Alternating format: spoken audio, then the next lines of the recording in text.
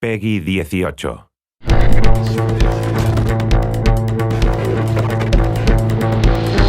Frostbite's been in development since 2006, and there's always been a roadmap and a plan for Gen 4 and beyond. So I like to think of Frostbite as an evolutionary process, and Frostbite 3 is the next step in that evolution. Frostbite 3 is a really powerful tool set. A gamer is going to experience a much more authentic, believable, and realistic-looking game.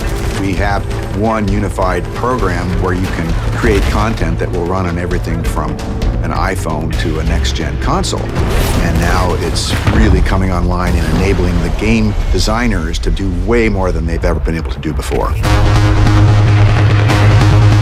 We spend significant effort on creating more dynamic and living environments.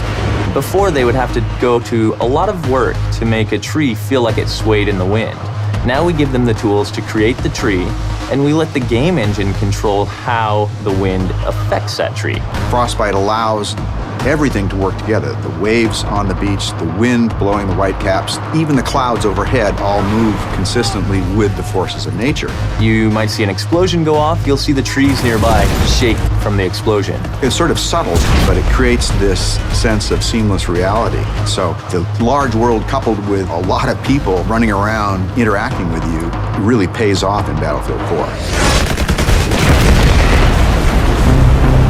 Destruction has always been a core feature of the Frostbite engine. It's the evolution of the way the environment is impacted by gameplay.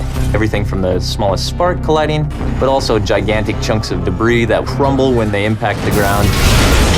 The guys on Battlefield 4 have been working on something called Levolution. Levolution is really about the concept how you can drastically change a multiplayer map into something different.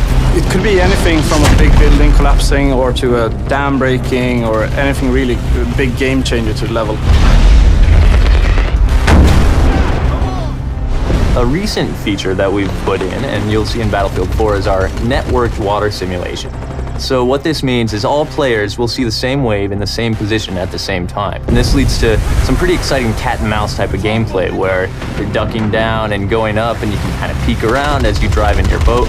It will no longer swim on a flat surface. Instead, it will be affected by the different waves and everything. And that comes to everything from living characters that are swimming, but also to the ragdolls. Something like a jet crashes into the ocean, you'll see the water react and the debris will then float on the waves. It's a very, very cool dynamic engine. Things just happen and it seems right.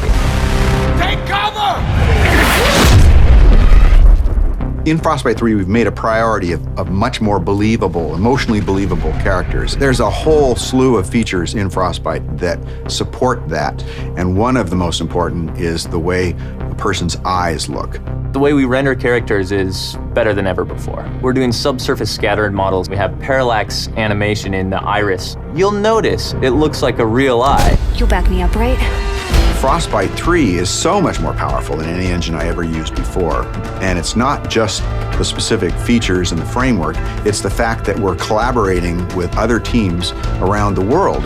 In the past, before we had the Frostbite team, we were building a new engine every time and we were kind of stumbling constantly. Now, to have the team here to focus on new releases with new goodies means that we as a team can focus on the creative side to deliver better games, better experiences. Today it's used by a lot of different genres, so everything from racing games to real-time strategy games and RPGs.